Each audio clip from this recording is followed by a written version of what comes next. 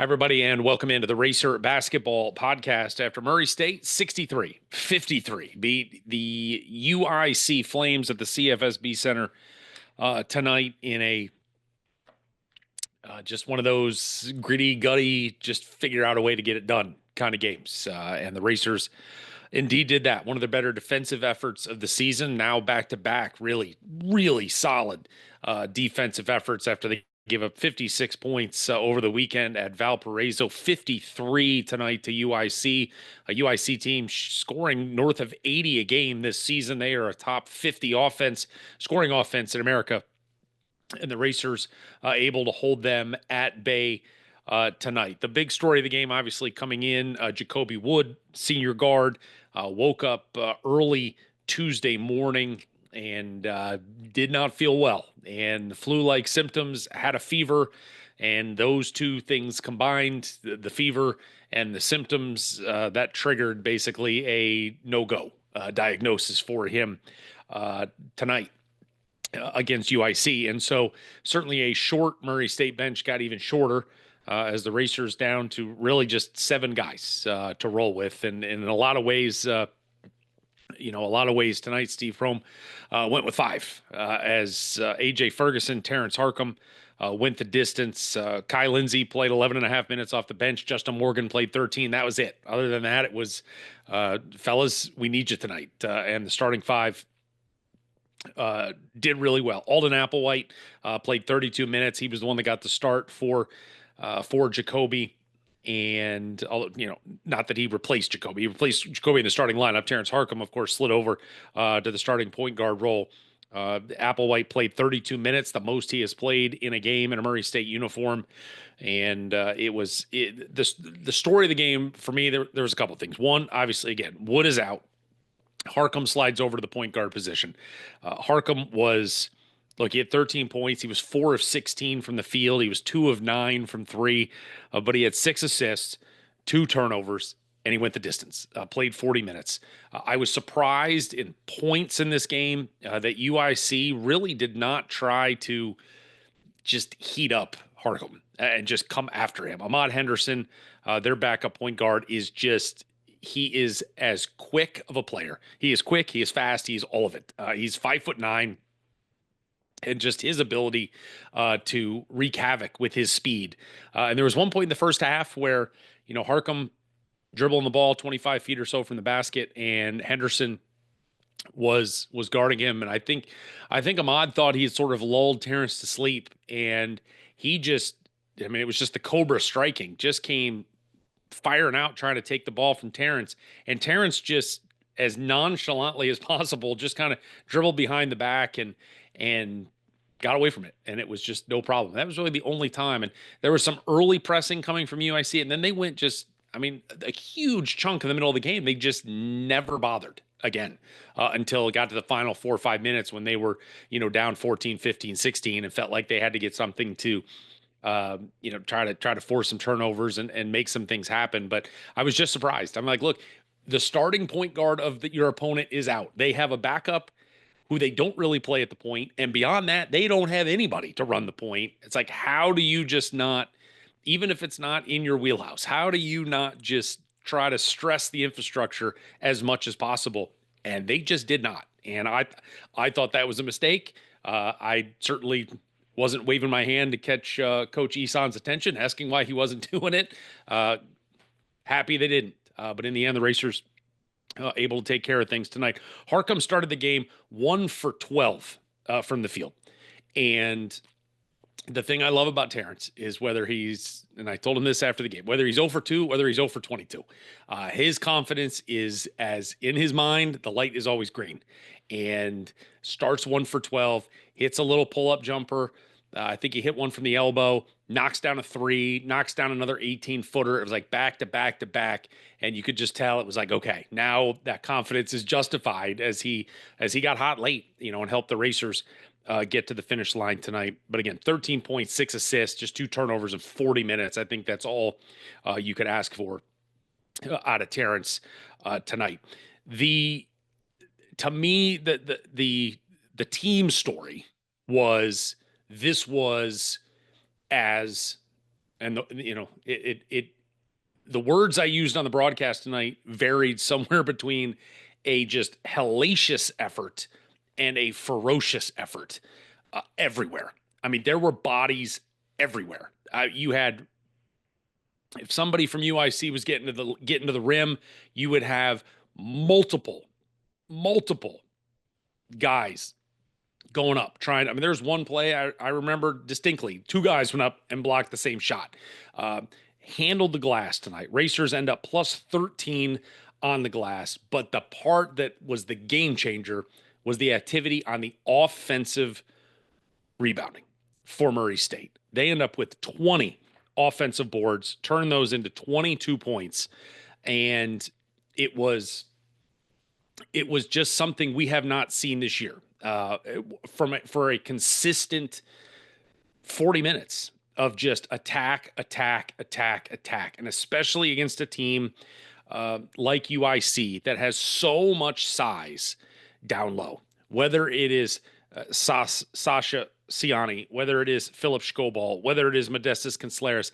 They have so much size. 6'7", 6'8", 6'9". Canceleras, third in the league in blocks.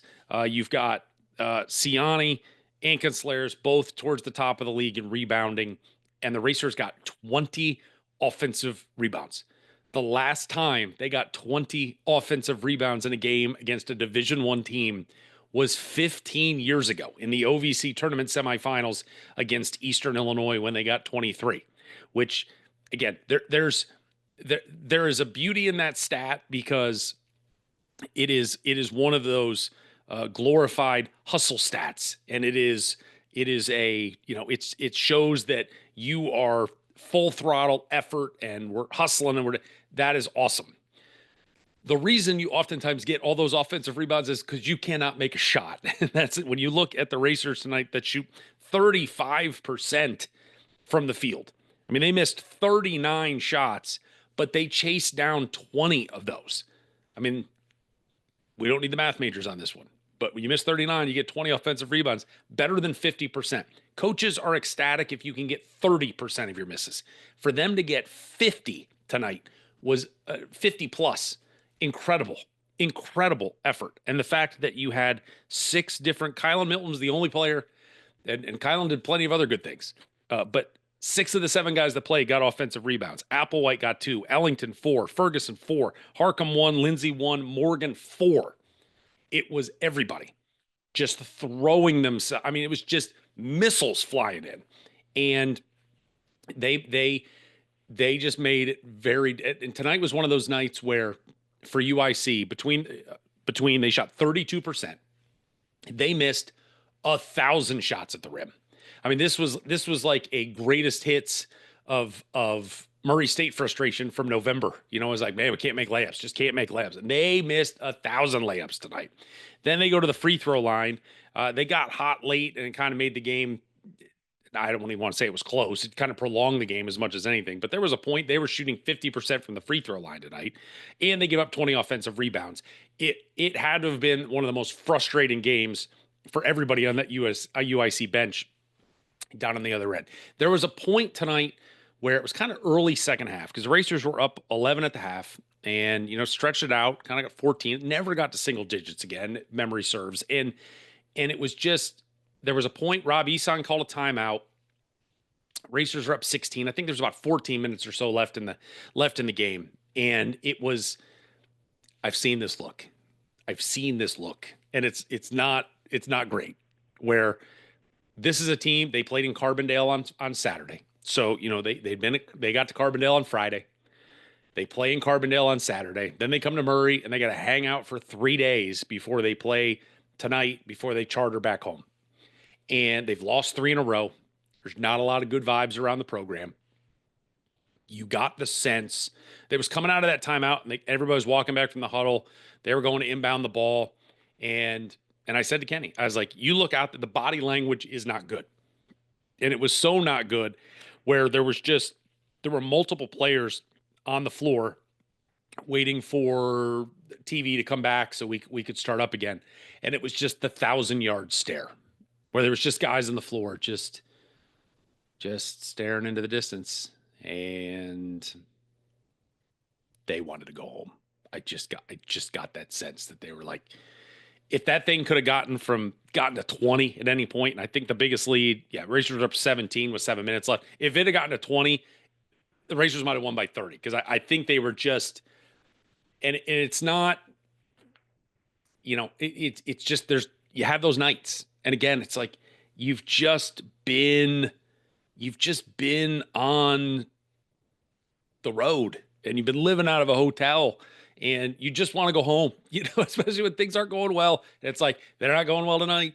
And it's time. And that was just the vibe I got watching them at some point. And they never really made a legitimate push in the second half. The game started most certainly, and it was, there's no Jacoby.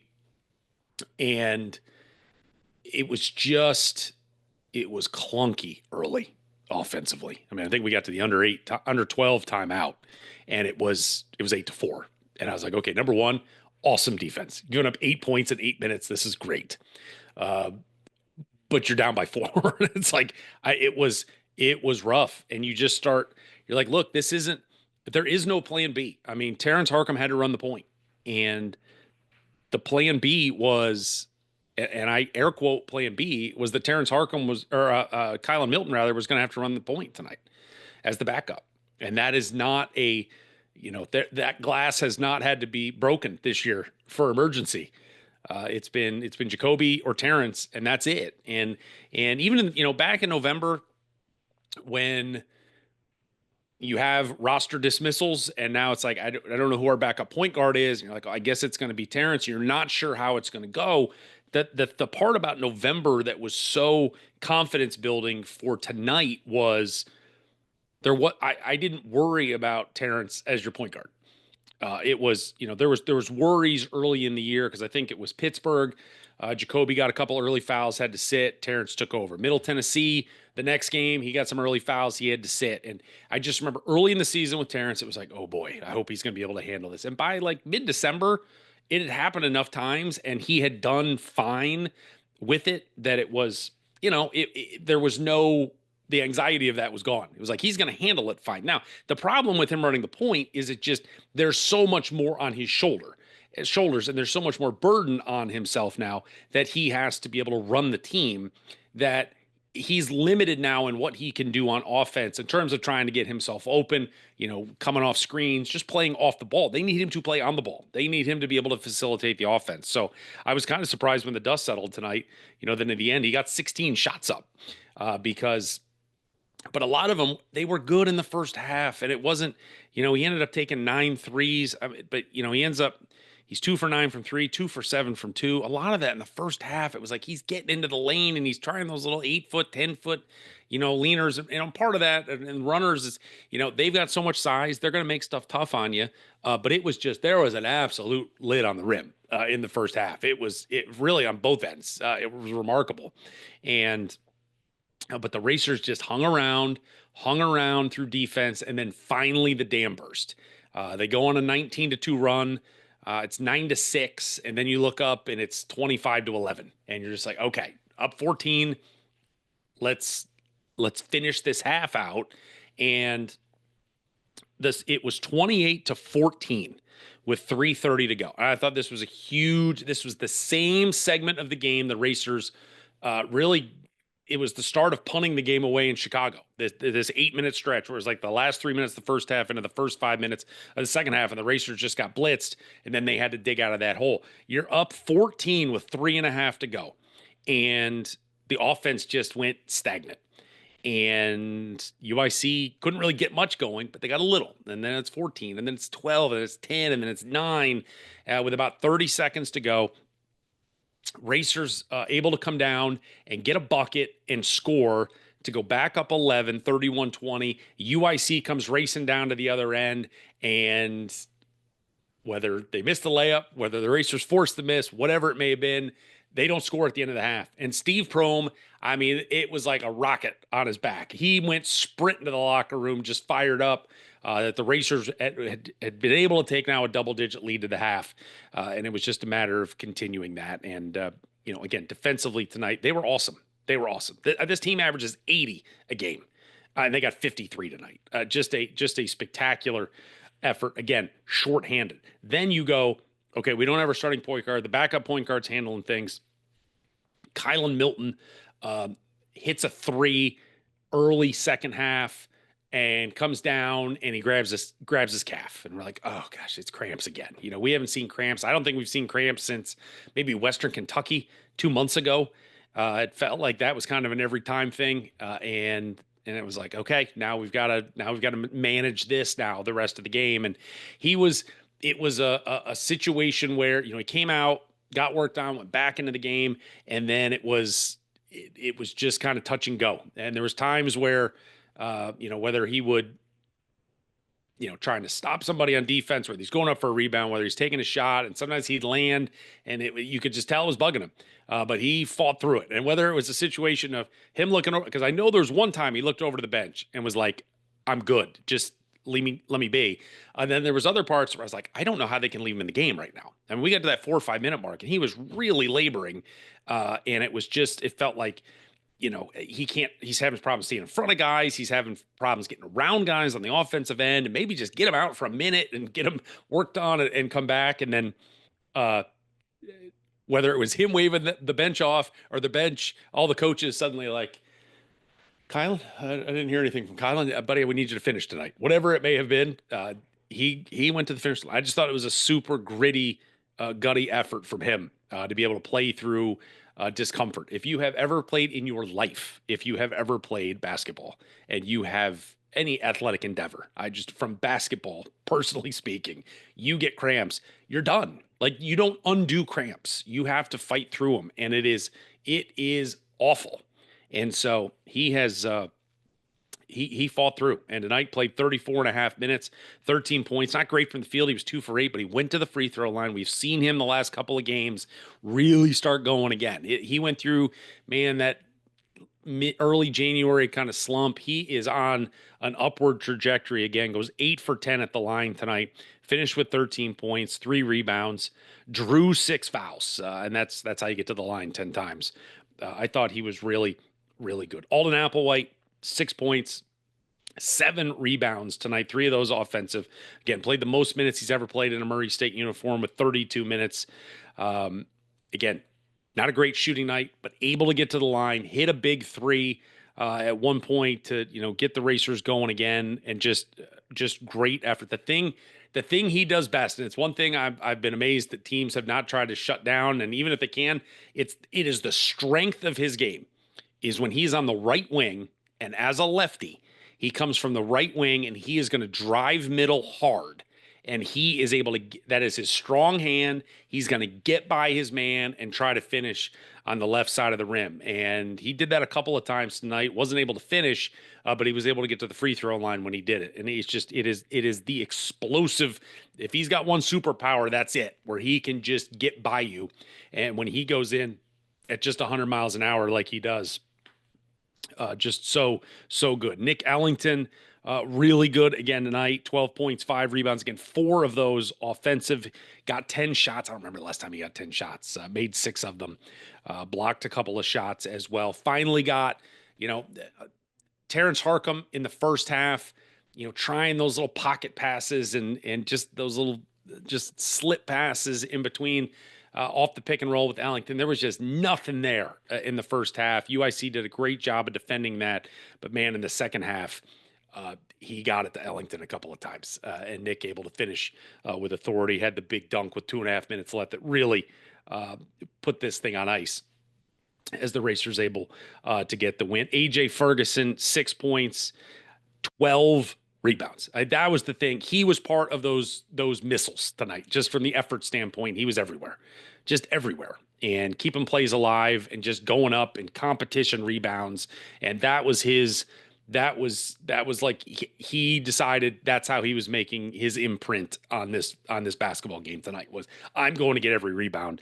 He got a dozen of them and was great. A little bit of an adventure in the final 2 minutes again. Trying to run clock. UIC, again, it's just sort of a strange, it was kind of like a half surrender with about 2 minutes to go. It's 10, 12 points. Like, they put this press on, trying to get, trying to we're going to make it tough to inbound it. But once you're in, we're going to jump the trap.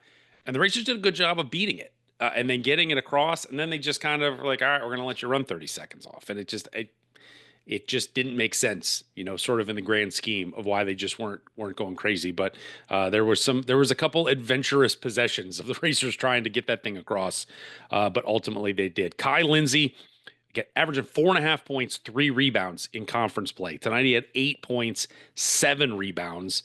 8 and 6, I believe he had in the first half. He was really active in the early going, and you never want to let your offense dictate how you play defense.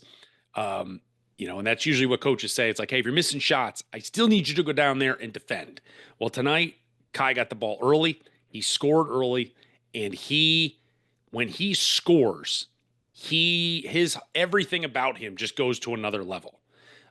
His energy, his effort, all of it. And he got taken out of the game in the first half when he and Ellington were swapping. And it was like he was coming off, and he was fired up, and he's high fiving, and he's cheering the crowd on. Like it was another level. And so those are the things you'd love to see, even if, hey man, you're 1 for 5, we could still use that kind of energy. But he was spectacular in the first half, and really just part of that defensive lockdown as well. Just giving up 20 points there in the first half. And then Justin Morgan had 5 points, 4 boards, hit a 3, 4 offensive rebounds, got a bloody nose, was just kind of everywhere again tonight, and just making winning plays that we saw at Valpo, stuff that wasn't going to always show up in the box score, but he was really good. But overall, it was just a night that it was a rock fight, but it was a rock fight that the Racers, really I never felt threatened. I just never felt threatened in the second half. There was definitely a threat in the first when it was 8-4. But even on that, it's 28-14 and 3 minutes to go in the first half. And just the way it started it unraveled a little bit, because there was just times of just offensive staleness. Like nothing was working. UIC threw some zone out a couple times, and the Racers just didn't, in that 2-3 zone. The goal is always like, you got to get the ball to the free throw line. It's just get the ball to the free throw line, because generally you're in the middle of the zone. You can get to somebody at the free throw line, then they can turn, and now they've got options. They can shoot, they can drive, they can pass to the the half spot, as we call it, down by the block. You can kick it to the wing. You've got all kinds of options. The Racers just never got it to the middle. It was just a lot of perimeter stuff. And I was also surprised UIC didn't hang out in that zone and sort of make things, because that really bogged things down, towards the end of the half. But once we get to the second half, the Racers withstood that little rally again, scored at the end of the half to get it to 11. Once you got into the second half, then, it just hung out in that 13, 14, 15 range. And UIC's, again, the body language just screamed their interest in making some sort of super comeback. We're really there tonight. And the Racers able to get out with a win. Look, in Chicago, you had Time Freeman and Javon Jackson scored 51 points. Jackson had 30 on that night. Tonight, Racers held them to 2 for 10 from the floor, 2 of 6 from 3, 5 of 8 at the line. They had 11 points. To go from 51 to 11, it's going to get you a win on most nights. Just a tremendous effort in a shorthanded spot, dealing with the flu, dealing with cramps, dealing with a good basketball team that was overdue for a win, and the Racers just checked all those boxes tonight and able to get out 63-53. And so now that's back-to-back wins for the Racers, and that moves them now to 7-8 in the Missouri Valley after back-to-back wins. They are now, with those 2 wins, they have moved into a tie for 7th with UIC. And again, now that there's 5 to go, we are now at officially the start of lap 4, as Steve Prohm sort of called it early in the season, 4 5-game laps. We've completed the first 3 laps. And so now as we get ready for lap 4, we can start talking about we'll be able to start talking about seeding and every game. Everything's going to move. But again, 2 games ago, the Racers were 10th. Tonight, they are now tied for 7th. SIU and Illinois State will play coming up tomorrow. And those games, the Racers could continue to climb depending on how those games shake out. As, let's see, one more time, Illinois State and Southern Illinois. Tomorrow, SIU is at Bradley and Illinois State hosts Drake. So if, it's not out of the realm. Bradley's an 8.5-point favorite. Drake's a 2.5-point favorite, but they're the best team in the league so far. Got some help tonight from Kansas State. Thank you, as they picked up another big win on the road, helping their resume, which is only going to help Drake's tournament resume as well. But look, if Bradley beats Southern Illinois and Drake beats Illinois State, those aren't going out on huge limbs. If those two things happen, the Racers will be 7-8, and they will be tied for 5th place. I mean, that is where we are now with 5 to go. This team they have not even shot the ball well as of late, and that's the part. You're just knocking on the door. Like, what's going to happen when this team starts making shots? It's going to be it's there. It's just like you're just waiting for it to happen, for this thing to really to get rolling. But right now, it's 2 in a row. And next up, you've got Northern Iowa coming to the CFSB Center. Racers beat them over in Cedar Falls. They beat them without Jacob Hudson, their big man inside. Hudson is back, but they are without Leon Bond, who one of the Virginia transfer hurt his, I believe, his meniscus. I have not heard an official word. I'll have to check on that this week if he is out for the year. He was out for an extended period of time, not expected to play this weekend. But they have Ben Jacobson. They have figured it out. They are in 2nd place right now. They have won 4 in a row. They're 11-4 in the conference, and so it'll be a big test for the Racers. But again, Racers won over there. They'll try to wrap up the season sweep, make it 3 in a row, coming up on Sunday afternoon at 4:00 at the CFSB Center. All right, that does it for this edition of the Racer Basketball Podcast, the Ride Home edition, 63-53. Racers take down UIC. Thanks for listening as always, and we'll talk to you soon.